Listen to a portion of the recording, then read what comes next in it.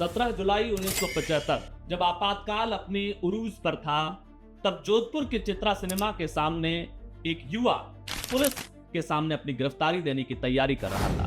मुस्लिम बस्ती में भी हमारे कार्यकर्ता रहते थे, तो उनको ये शिकायत थी कि हमारे बच्चे जब स्कूल और कॉलेज जाती है तो ये लोग हमें परेशान करते। हमने 4-5 लोगों ने जाकर उसकी धुनाई की और उसके बाद और उस पीपल पे नीचे तारियां अटके नहीं, पीपल के टच नहीं हो, इस तरह के लोगों की वहाँ धारणा थी। और मैं भी वहाँ पहुँच गया था। हमने उस ताजियों को रोका, ऊपर से खुद भी हम पीपल के ऊपर से जब बंद किया तो असामाजिक तत्व और कुछ कांग्रेस के लोगों ने उसको फैल करने के लिए हिंसा फैला दी और जगह जगह जोधपुर में आगजनी भी हो गई। हम रोकने की कोशिश कर रहे थे तो सत्संग जज ने ये कहा, तो बताइए ये लंका में जिस तरह हनुमान जी थे, उन्होंने सारे शहर में आग लगा दी, ये सब हनुमान जी बन के सारे शहर में पहुंच गया। इस सारी परिस्थितियों में पुलिस हमारे पीछे पत्थर लगाती थी, घूमती थी, हम हमारे बच के निकलते थे। ठीक, इसमें भूमिगत हमारे एक तो संघ के प्रचारक थे माननीय लक्ष्मण सिंह जी शेखावत। मैं लक्ष्मण सिंह जी शेखावत के बारे में जानना भी चाहूंगा। उनके पास शायद उसमें जोधपुर में संघ की जिम्मेदारी उस समय वो विभाग प्रचारक थे। एक बैठक हुई थी माननीय, उसमें हमारे आज के प्रधानमंत्री आदरणीय मोदी भी थे। उसमें दिल्ली में लाला हंसराज गुप्ता ने दी, जोधपुर हमारे शंकरराज जी लोढ़ा संघ के संचालक थे, उन्होंने दी पहले गिरफ्तारी। और जयपुर और सभी जिलों में करीब 400 स्थानों पर गिरफ्तारी दी, जिससे सरकार प्रशासन हिल गया। उनको लगा कि जब इतनी टाइटनेस है उसके बाद भी संघ और जनसंघ के लोग ये आंदोलन खड़ा कर सकते हैं, गिरफ्तारी दे सकते हैं। 16 को हमारे वहाँ घनश्याम जी छंगानी करके उन्होंने दी और 17 को मुझे 16 की रात को मुझे समाचार दिया कि आपको गिरफ्तारी देनी है। लक्ष्मण सिंह जी का मैसेज ये मतलब आप खुद अपनी माला पहन के गुलाल छिड़कोगे तो ये संदेश चला जाएगा कि मैं गिरफ्तारी दे रहा हूँ, उससे पहले बात बाहर नहीं आनी चाहिए। हमारे जो सिंगाड़ी पत्र बांट रहा था उस कार्यकर्ता की वहाँ पिटाई हो रही थी, पूछा था तो वो चिल्ला रहा था, तो हमने पुलिस वालों का उससे क्या कह रहे यार, हमसे पूछो, हम बता देंगे, सारी चीज बता देंगे, चलो उसको छोड़ो। तो जेल ने मना कर दिया, जेल सुपरडेंट ने। एक तो जिंदा लोगों के लिए, जिंदा लोगों हमारे वो लोगों ने कहते जिंदा है, कल मर गया तो हमारे ऊपर आएगी ना। जिस एसपी ने आपकी पिटाई करवाई थी, बाद में कान सिंह आयोग बना और आपसे जब उस एसपी के बारे में बयान मांगा था, आपने बयान क्यों नहीं दिया? एक आप जब जेल में थे तो लूनी से कांग्रेस के एमएलए थे राम सिंह बिश्नोई और सरदारपुरा से अमृतलाल गहलोत, वो भी आपसे मिलने आए थे। क्या एक तो कारोबारी थे लादूराम गुप्ता। लादूराम जी हमारे ऐसे कार्यकर्ता थे, व्यापारी। हम सब नहीं सोच सकते वो हिम्मत करेंगे। उन्होंने 15 अगस्त के दिन तख्ती लगा सारे शहर में घुमाया, गले में तख्ती लगा के, तो वो बड़ी हिम्मत के साथ घूमे और नारे लगाते हुए चलते रहे। क्या आपको लगता है संघ की कार्यशैली में पिछले 40-50 सालों में कोई बहुत बड़ा बदलाव हुआ हो, या संघ अपने मौलिक रूप से उसी रूप में काम कर रहा है जैसा आज से 40-50? वाजपेयी जी को बाढ़ में मुनाबा सत्याग्रह करके जो जमीन हमने भूभाग पाकिस्तान से छाछड़ू जीता था, वहाँ सत्याग्रह जी को जा रहे थे और उसमें एक अफवाह भी फैल गई थी कि अटल बिहारी वाजपेयी का अपहरण हो गया है। 17 जुलाई 1975 जब आपातकाल अपनी उरूज पर था, तब जोधपुर के चित्रा सिनेमा के सामने एक युवा पुलिस के सामने अपनी गिरफ्तारी देने की तैयारी कर रहा था। चित्रा सिनेमा से जुलूस के रूप में मालाओं से लाते हुए सोचती गेट तक पहुंचते हैं और यहां पर पुलिस उसे गिरफ्तार कर पुलिस लाइन ले जाती है। लेकिन जब पुलिस लाइन पहुंचते हैं तो वहां पर घनश्याम डागा नाम के एक शख्स की पिटाई हो रही होती है, जिसकी उसी दिन सुबह गिरफ्तारी होती है। ये युवा घनश्याम डागा के सामने इशारा करके कहते हैं, जिस मामले में पुलिस सख्ती कर रही है उस मामले में मेरा नाम ले लो ताकि आपके साथ जो पिटाई हो रही है वो रोक सके। हम बात कर रहे हैं राजस्थान से राज्यसभा सांसद राजेंद्र गहलोत की। आपका बहुत बहुत स्वागत है। धन्यवाद। आपकी यात्रा की कहानी का हम 17 जुलाई 1975 की बात कर रहे हैं, लेकिन इससे पहले की भी जो बचपन की यात्रा है, संघ से जुड़ना, उसके बाद में जनसंघ एबीवीपी से होते हुए जेपी आंदोलन का जोधपुर के अंदर नेतृत्व करना और आपातकाल तक, बचपन कैसा बीता? हम आपातकाल पर विस्तार से चर्चा में बात जाएंगे। बचपन में मुझे ऐसे संस्कार मिले, मैं बाल संसेवक के रूप में 1960 में संघ का संसेवक बन गया था। जब आप 7वीं क्लास में थे? 60 में जब संसेवक बना तो नियमित शाखा में आना जाना हो रहा था। उसके साथ ही आर्य समाज के संपर्क में भी था मैं। आर्य समाज के संत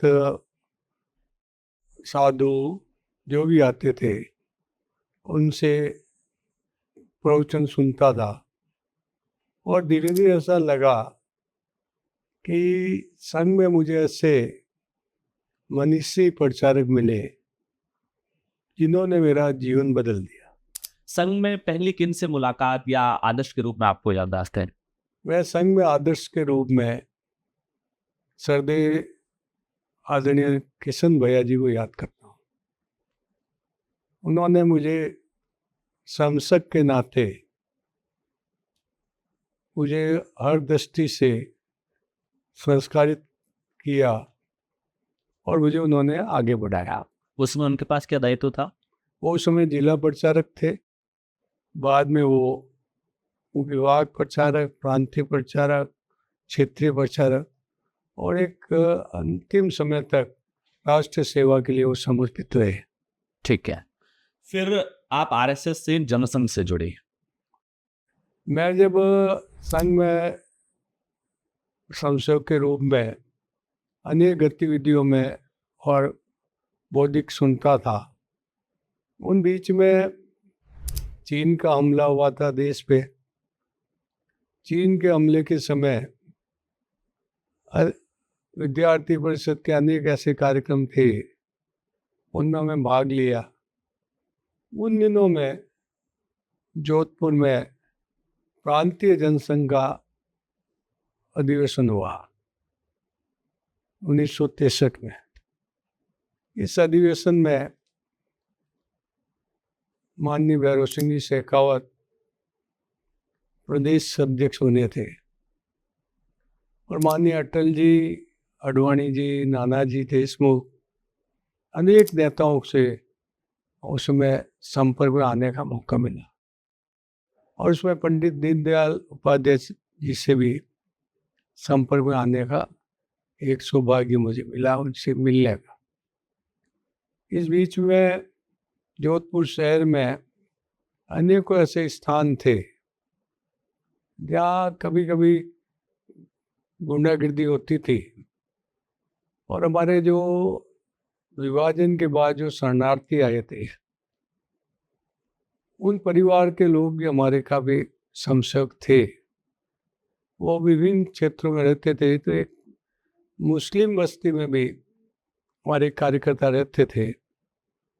तो उनको ये शिकायत थी कि हमारे बच्चे जब स्कूल और कॉलेज जाती है तो ये लोग हमें गुंडे परेशान करते हैं।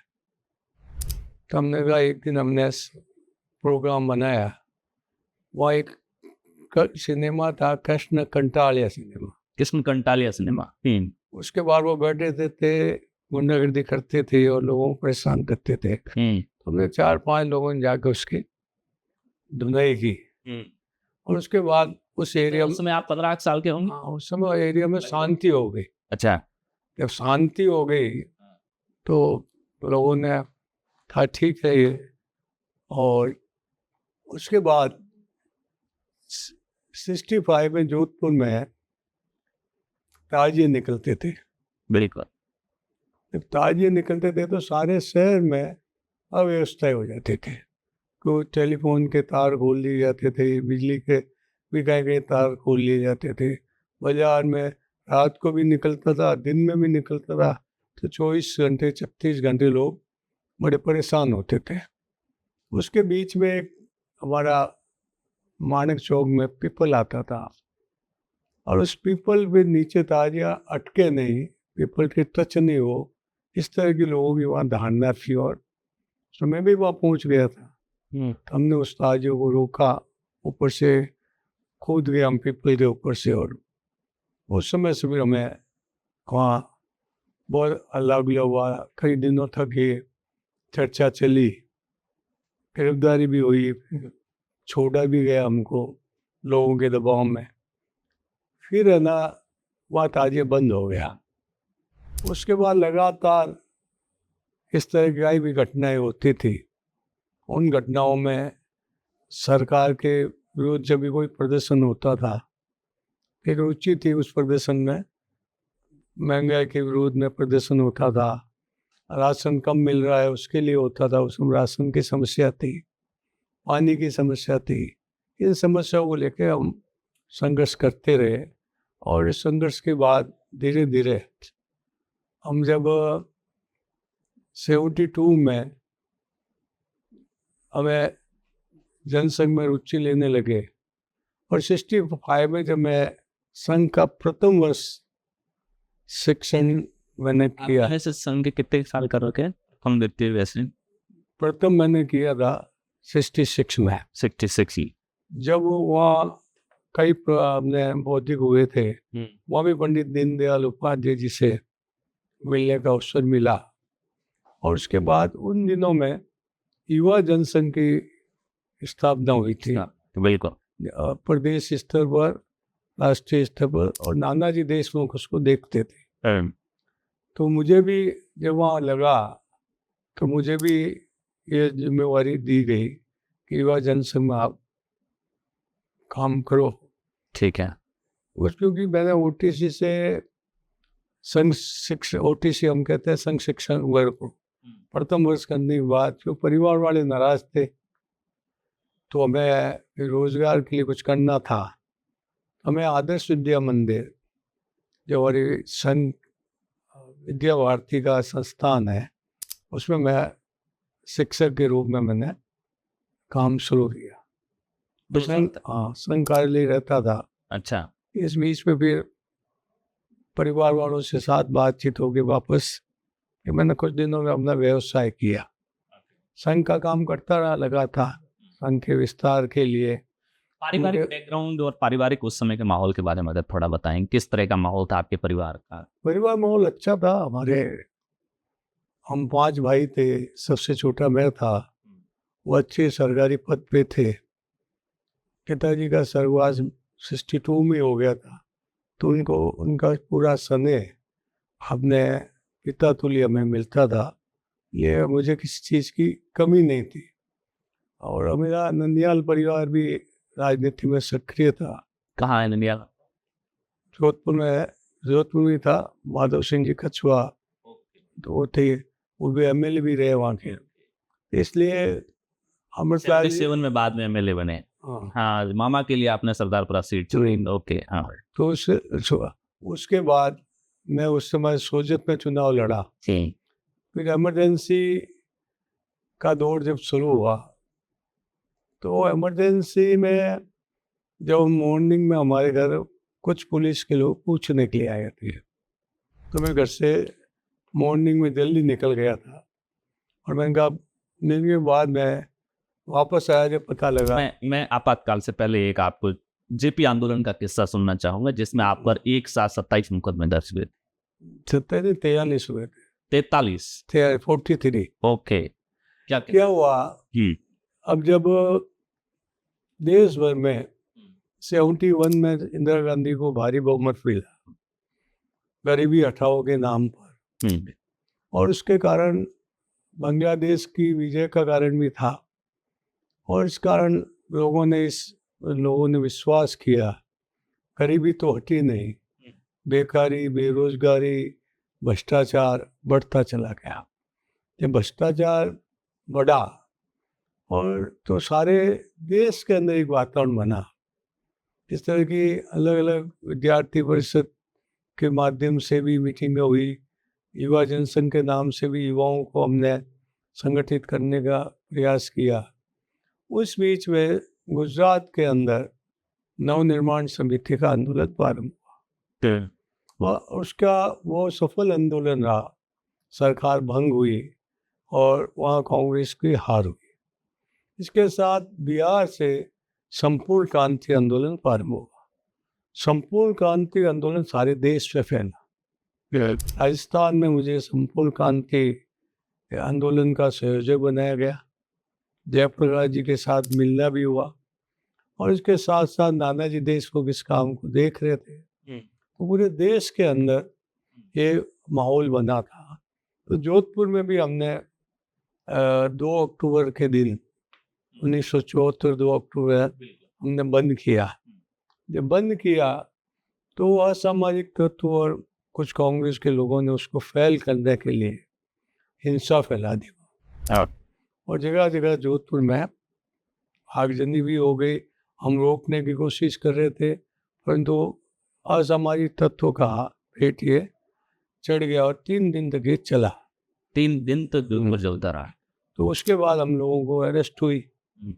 जब हमारी अरेस्ट हुई तो हम जेल के अंदर हमने भूख हड़ताल की थी। हमारा इसमें कोई लेना देना नहीं। हाँ, कॉल हमने दिया लोगों के, क्योंकि हमारे राशन में जो कमी कर दी गई थी, 3 किलो मिल रहा है उसको 2 किलो कर दिया गया था और इस तरह की कई समस्या दूषित की। शक्कर कम कर दी गई, तेल कर गए थे, शक्कर तेल खा गई पी गई। इंदिरा गांधी ऐसे नारे लगाते थे, अच्छा, महंगा तेल महंगी शक्कर, आगे तेल इंदिरा गांधी, इस तरह के नारे लगाते हुए कई आंदोलन हमारे हुए। उसमें हम 10 दिन हमको वहाँ भूख हड़ताल करनी पड़ी। उसके बाद हमारे जमानत ली। जमानत के आंदोलन और अभी के आंदोलन में क्या फर्क? उसमें आंदोलन में आंदोलन करता थे वो ये सोच कर कि अंतिम तक हम निर्णय तक पहुँचना है। छोटी छोटी बातों पे हम उसको स्वीकार नहीं करते थे। एक के बाद नहीं माता दूसरा कंटिन्यूस करते थे, बार्गेनिंग नहीं करते थे। आज के आंदोलन में बार्गेनिंग हो जाती है, चलो कर लिया हो गया, सिंबॉलिक होते हैं। उस समय आंदोलन सिंबॉलिक नहीं होते थे, वास्तविक होते। लाठीचार्ज होता था। हम सोचते कि हम 20-25 लोग होते थे, पुलिस 300 होती, फिर भी लाठीचार्ज होता था। ओके। इस तरह के आंदोलन उस समय हुआ करते थे और विद्यार्थियों में, युवाओं में जागरूकता ज़्यादा थी। तो उस कारण हमने उस आंदोलन में जोधपुर में जगह जगह पर लगी। तो हमें सेशन कोर्ट में जो हमारी नीचे से जमानत कैंसिल होती गई, तो सेशन जज ने ये कहा तो बताइए ये लंका जिस तरह हनुमान जी थे, उन्होंने सारे शहर में आग लगा दी, ये सब हनुमान जी बन के सारे शहर में पहुंच गए क्या? उसकी उपस्थिति आप 15 मिनट पहले यही बता रहे हो, उसके इसी समय में वही बता रहे हो, उसी समय मतलब 43 अलग अलग मुकदमे दर्ज किए और हर जगह आपकी उपस्थिति दिखा दी। तो उन्होंने पूछा कि हनुमान जी थे क्या जो हर जगह कुछ पहुंच गए। इस कारण उस टाइम उन्होंने हमारी जमानत तो ले ली और केस चलता रहा, फिर केस भी खत्म हो गया। इस बीच में अनेकों समस्या आई। उस बीच में दिल्ली में 6 मार्च का 75 6 मार्च को बहुत बड़ी रैली हुई थी। उस रैली में जनसंघ ने जेपी आंदोलन का समर्थन किया था और उस समर्थन के बाद में सिंहासन खाली करो की जनता आती है। तो उसमें जेपी भी उस सम्मेलन में आए थे। फिर रामलीला मैदान से बहुत बड़ी रैली हुई थी। उस रैली में हम लोग रहे थे। उसमें बड़े उत्साह के साथ सारा गांव, हम पूरे प्रदेश में हम इसको जेपी आंदोलन को बढ़ा रहे थे। इस बीच में देश में 3 घटनाएं घटी। 12 जून को गुजरात का परिणाम आया, बाबू भाई पटेल की सरकार आ गई और वो हार गए। पहली गैर कांग्रेसी। दूसरा कोर्ट का फैसला आ गया, इलाहाबाद हाई कोर्ट का।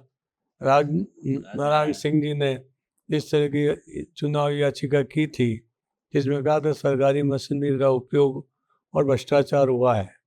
उसके खिलाफ इंदिरा गांधी को 6 वर्ष के लिए चुनाव को नहीं लड़ने का आदेश हुआ और ये चुनाव अवैध घोषित कर दिया गया। 6 साल से चुनाव भी वो नहीं लड़ सकती और अनेकों अनियमितताएं उन्होंने बताई। इसके कारण देश के अंदर जो वातावरण गर्म हुआ, लोगों ने इंदिरा गांधी त्याग पत्र दे, वो लोकतंत्र के लिए सोचती और लोकतांत्रिक परंपरा के सम्मान करती, तो देश की प्रधानमंत्री श्रीमती इंदिरा गांधी जी को त्याग पत्र देना चाहिए था। परंतु उन्होंने अपने सलाहकारों से, अपने जो आसपास में बैठने वाले उन्होंने जो लोकतंत्र की ज़्यादा चिंता नहीं करते थे, सरकार में रहना, प्रधानमंत्री रहना, इसकी जो चिंता उनको ज़्यादा थी, इसका उन्होंने 1975 कि आधी रात को उन्होंने इमरजेंसी लगा दी। इमरजेंसी लगाती सारे देश के अंदर हमारे राष्ट्रीय नेता थे जयप्रकाश जी नारायण, अटल बिहारी वाजपेयी जी, हमने लाल कृष्ण अडवाणी, जॉर्ज फर्नांडिस, राजमाता विजयराज सिंधिया और राजस्थान में भैरव सिंह जी शेखावत, हमारे ललित किशोर चतुर्वेदी, सतीश चंद्र अग्रवाल, जगदीश प्रसाद माथुर और हमारे जिले में दामोदर जी मंग जैसे रेवाचंद जी, अनेक नेताओं को राष्ट्र से, प्रदेश से, जिला से, स्थानीय स्तर पर जो भी सक्रिय थे उनको गिरफ्तारी कर ली गई। हाँ। जब गिरफ्तारी होगी तो हमको ये निर्देश मिला कि अब गिरफ्तार नहीं होना है, गिरफ्तारी से बचना है। हाँ। तो हम बचने के लिए इधर से घूमते रहे भूमिगत, पुलिस हमारे पीछे रहती, हम घूमते, कभी हम कैसे टाइम निकालते थे जो इसमें? तो हम अब टाइम दिन में तो हम सोते थे, अच्छा। रात को निकलते थे। और जैसे मैंने कहा कि हम रात को, हमारे दिन भर के जो समाचार होते हम रात को वो सैकड़ों स्टाइल से प्रिंट करते थे और उसमें देश भर के, प्रदेश के और स्थानीय लेवल पर क्या क्या गतिविधियां हुई वो पत्र हम बांटते थे दुकानों के शटर के नीचे शटर। उसमें वो घनश्याम डागर जी जो पकड़े गए उसमें, हाँ बिल्कुल। तो वो हम दिन वो काम करते थे, चारों में घूमते रहते थे। इस सारी परिस्थितियों में पुलिस हमारे पीछे पता लगाती थी, घूमती थी, हम हमारे बच के निकलते थे। ठीक। इसमें भूमिगत हमारे एक तो संघ के प्रचारक थे माननीय लक्ष्मण सिंह जी शेखावत। मैं लक्ष्मण सिंह जी शेखावत के बारे में जानना भी चाहूंगा, उनके पास शायद उसमें जोधपुर में संघ की जिम्मेदारी उसमें वो विभाग प्रचारक थे।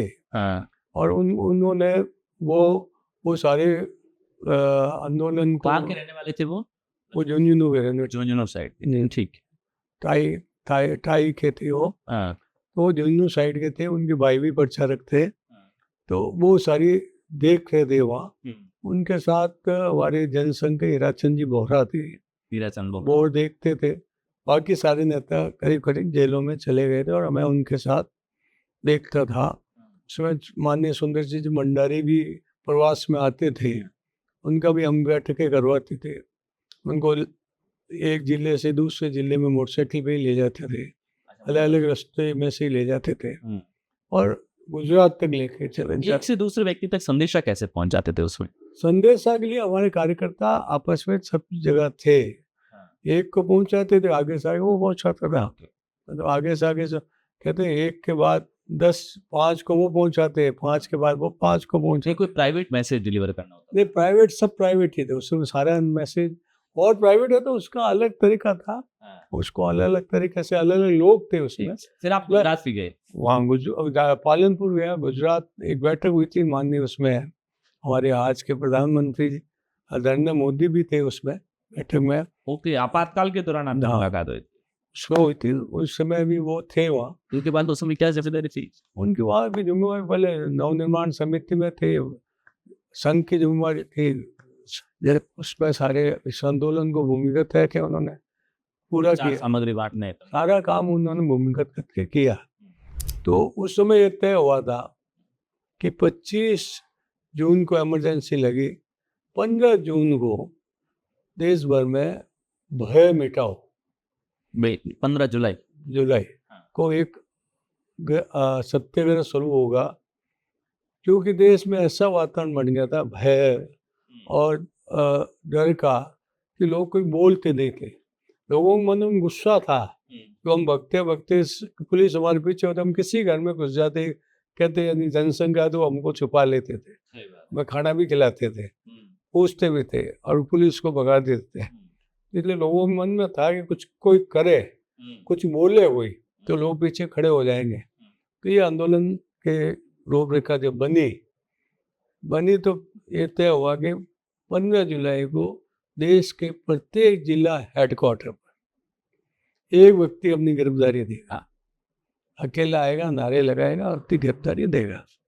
दिल्ली में लाला हंसराज गुप्ता ने दी, जोधपुर हमारे शंकर राज जी लोढ़ा संघ के संचालक थे, उन्होंने दी पहले गिरफ्तारी, और जयपुर और सभी जिलों में करीब 400 स्थानों पर गिरफ्तारी दी, जिससे सरकार प्रशासन हिल गया। उनको लगा कि जब इतनी टाइटनेस है उसके बाद भी संघ और जनसंघ के लोग ये आंदोलन खड़ा कर सकते हैं, गिरफ्तारी दे सकते हैं। 16 को हमारे वहाँ घनश्याम जी छंगानी करके उन्होंने दी, और 17 को मुझे 16 की रात को मुझे समाचार दिया कि आपको गिरफ्तारी देनी है। लक्ष्मण सिंह जी का मैसेज था, और इस लक्ष्मण सिंह जी का इस तरह से, और हीराचंद जी बोरा उसे संदेश को लेके आए, हाँ इस ढंग से देनी और आपको तैयारी करके जाना है। हाँ खुद ही अपनी एक माला साथ ले जानी है, अच्छा गुलाल ले जानी है, 12 बजे वाले चित्रा सिनेमा में जाके बैठ जाना है, और वो खुलते समय पिक्चर छूटे, जब बाहर लोग खड़े रहेंगे आपको वहां से जुलूस निकालना है। ओके, मतलब आप खुद अपनी माला पहन के गुलाल छिड़कोगे तो ये संदेश चला जाएगा कि मैं गिरफ्तारी दे रहा हूँ, उससे पहले बात बाहर नहीं आनी चाहिए। हाँ, तो वहाँ बाहर लोग खड़े रहेंगे, हाँ। आपको जगह जगह पर आपको सपोर्ट मिलता रहेगा।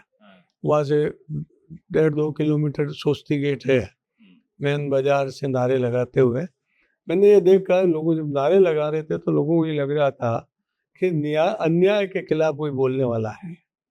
लोग दूर खड़े, पास आने की हिम्मत नहीं कर रहे थे, दूर खड़े खड़े वो नारे समर्थन दे रहे थे, हाथ के आप आगे बढ़ो, हम आ रहे हैं। तो हमारे साथ टोली थी, वो नारे लगाते हुए चलती रही। हम सोस्ती गेट पे आए, हमने अपनी गिरफ्तारी के लिए हमने और नारे लगाते रहे। सोस्ती गेट इसलिए हमने चुना कि उसमें 4 बजे का समय, हमारे वहाँ रेलवे वर्कशॉप में काफ़ी अच्छी स्ट्रेंथ इनके रेलवे कर्मचारियों की थी, उनकी छुट्टी होती थी। इधर सरकारी जो कार्यालय वो भी 4 बजे बंद होते थे। सोचती कि 4 से लगाकर 6 बजे तक बहुत भीड़ रहती थी, उस भीड़ के अंदर ही वहाँ पहुँचना था। वही 4 बजे हम पहुँचे, वह अल्लाह गुल्ला किया, लोगों ने भी भाषणबाजी हुई। हमने कहा सर परोसी की तमन्ना हमारे दिल में है, देख रहा है कितना जोर बाजे कातिल में। और इस करके वहाँ अपनी बात कह के इंदिरा गांधी मुर्दाबाद, लोग इमरजेंसी हटाओ, लोकतंत्र बचाओ करके नारे लगाते रहे। गिरफ्तारी हो गई। वहाँ आए तो जेल के अंदर आज पुलिस लाइन में एसपी साहब का आज बहुत जोरदार नाराबाजी लगा दी, गहलोत जी, और हमारा काम ही यही है कि आपको पता नहीं इमरजेंसी है, अब ये काम बंद हो गया है और आप लोगों ने शुरू किया है। अरे अभी शुरुआत हुई है साहब, बंद तो कौन किसका काम करेगा देखा जाएगा। उस बीच पे वहाँ हमारे जो चिंगाड़ी पत्र बांट रहा था, उस कार्यकर्ता की वहाँ पिटाई हो रही थी, पूछा था तो वो चिल्ला रहा था। तो हमने पुलिस वालों का उससे क्या कहना यार, हमसे पूछो, हम बता देंगे, सारी चीज़ बता देंगे, चलो उसको छोड़ो।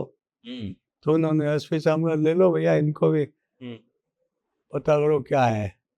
तो उन्होंने कुछ मालाओं पर भी कमेंट किया था। हाँ, माले कुछ पहनी हुई थी, उन्होंने गिनी माला, स्वागत हुआ है, आओ अब हम स्वागत करते हैं। हाँ, ये माला इतना तो स्वागत आपका होना ही चाहिए। तो उन्होंने, हमने उसकी कोई चिंता की नहीं, हमने कहा चलो जो भी होगा देखा जाएगा। फिर वहाँ उस पर ले गए, इसको छोड़ दिया वाले को, क्योंकि बहुत काफ़ी समय से उसके पूछताछ और पिटाई हो रही थी। हमने कहा चलो, उन्होंने हमारे ऊपर एक कमल पहले डाला और चारों में पीटना शुरू हुआ, फिर लग गए पैरों पे और हमारे अंगूठे पे, वो जो लॉन्ग शू होते हैं ना इनके, उससे वो एक अंगूठा खिंचट दिया, हमारा पूरा नक बाहर निकल गया। और वो पिटाई अपने की, और कुछ समय बेहोश हो गए। फिर थोड़ी देर बाद में फिर वापस किया, उन्हें लगा कि अब इसमें तो होना ज़्यादा नहीं है, तो उन्होंने जेल में ले गए रात को। तो जेल ने मना कर दिया, जेल सुपरडेंट ने। एक तो जिंदा लोगों के लिए, जिंदा लोगों, मरे हुए लोगों ने, सिर्फ जिंदा है, कल मर गया तो हमारे ऊपर आएगी ना। सो उस वक्त को ले हमें काल बोल ऊपर से दबाव पड़ा, काल कोटे में डाल दिया, हम अंदर रहे।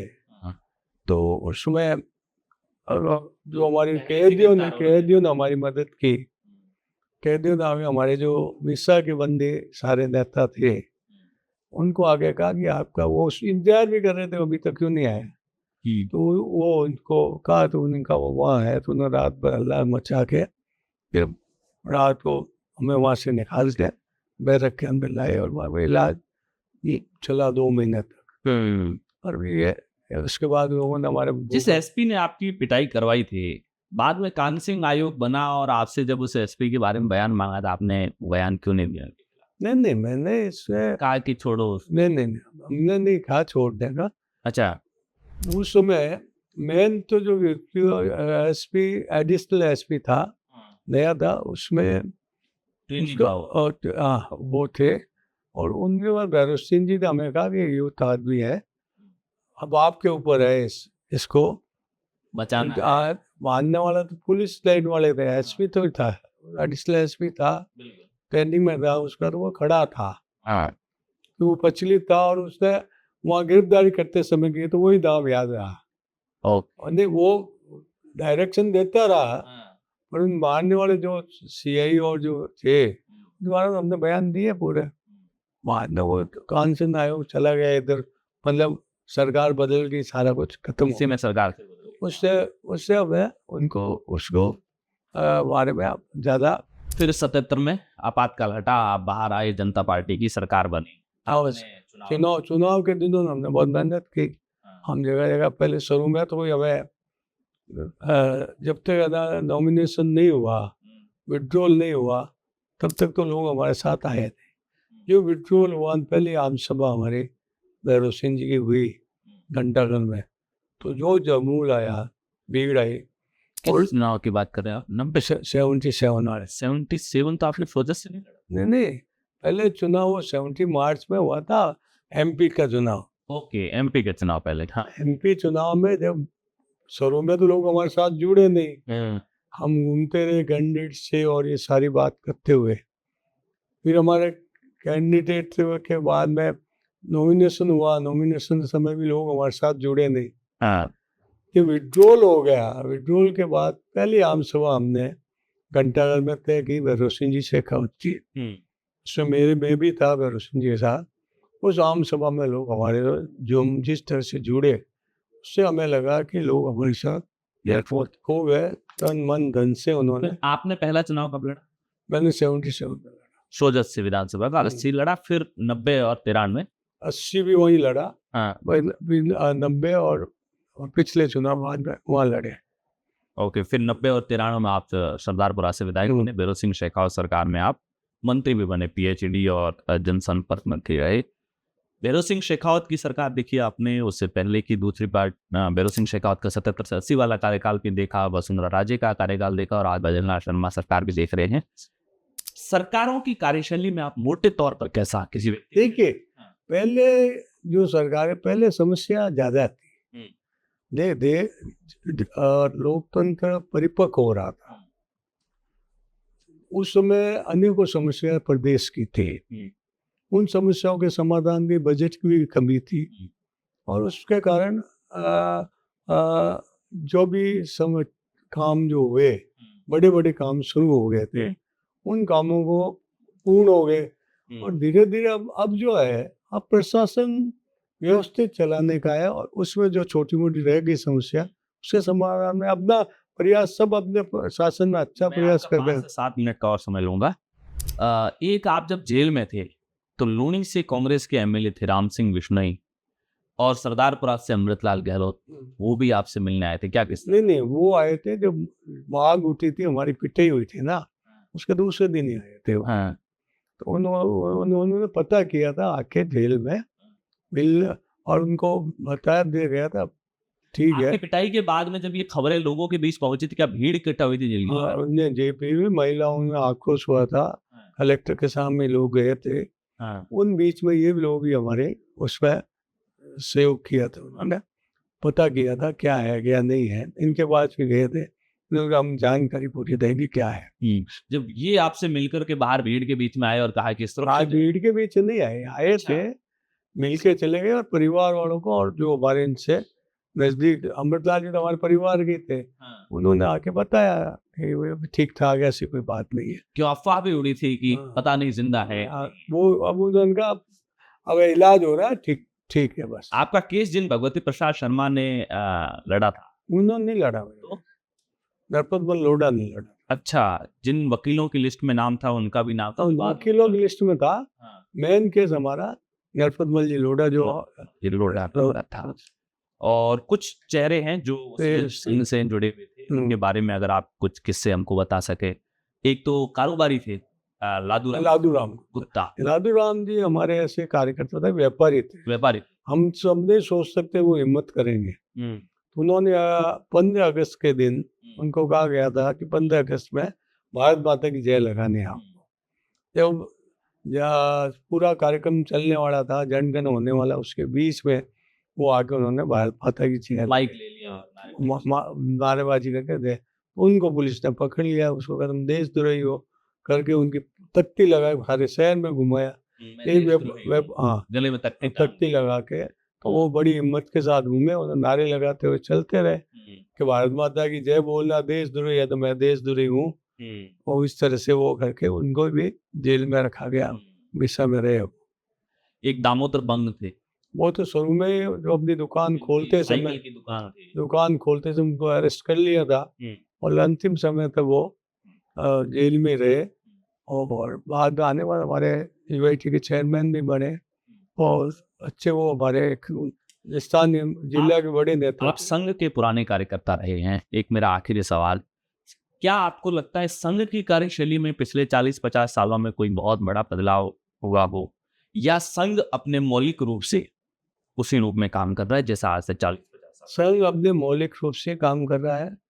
वो उनको व्यक्तियों को संस्कारित करने का काम, युवाओं में हर क्षेत्र में काम का विस्तार हुआ है और उसको मौलिकता वही है कि व्यक्ति का निर्माण करना है और उसी काम में संग। आप एज ए सांसद, एज ए पॉलिटिशियन मौजूदा दौर में कुछ विशेष सेक्टर पे सोच रहे हैं काम करने का, जिन पर आपका डेवलपमेंट से जुड़ा कुछ विशेष फोकस है, या अपने इलाके में जिस तरह के भी नहीं, अभी तो हमारे जो है कि अभी जो देश के अंदर युवाओं में नशा की जो प्रवृत्ति बढ़ रही है, ड्रग्स के कारण जो बहुत से युवा इस ओर आकर्षित हो रहे हैं, उनको नशा की प्रवृत्ति कैसे रोकी जाए, इसके लिए अभी विशेष प्रयास करने की जरूरत है। उसमें मैं लगा हुआ हूँ।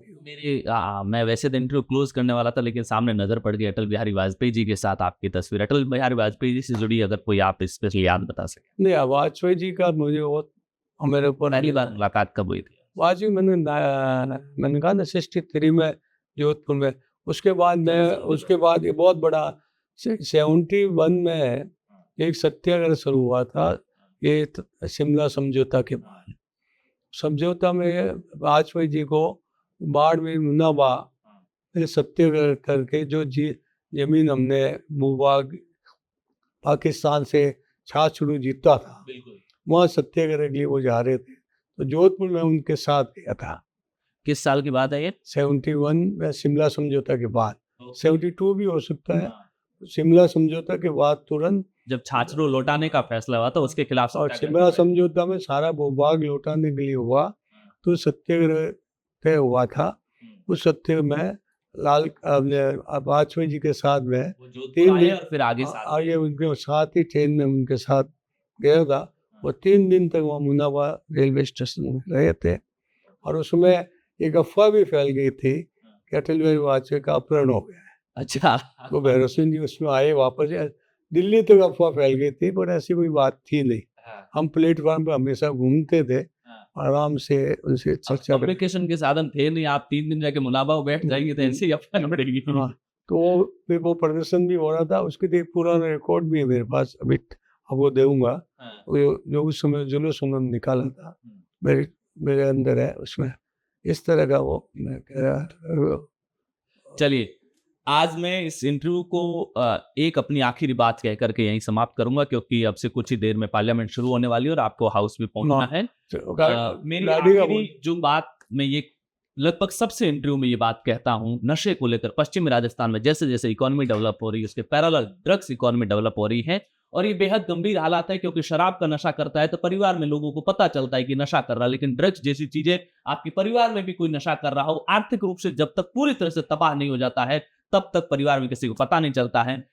चर्चा नहीं कर पाएंगे, समय कम है, लेकिन आपसे अनुरोध रहेगा कि संसद में भी आप इस मुद्दे को उठाएं और जो कुछ भी बेहतर मैंने आपको ये कहा था कि नशे की प्रवृत्ति रुके, इसके लिए मैं अभी लगा हूँ काफी लंबे समय से, और हमने इसमें सफल भी हुए हैं। और इसके लिए आगे भी हम कोशिश ये करेंगे कि युवाओं को संस्कारित करके इस प्रवृत्ति, नशे की प्रवृत्ति उनमें नहीं आए, ये कोशिश हमारी रहेगी। बिल्कुल, हमें उम्मीद है इसमें जरूर कामयाबी मिलेगी। पॉलिटिकल पंचायत के आज के लिए बस इतना ही, फिर किसी और शख्सियत के साथ होगी मुलाकात, तब तक के लिए नमस्कार।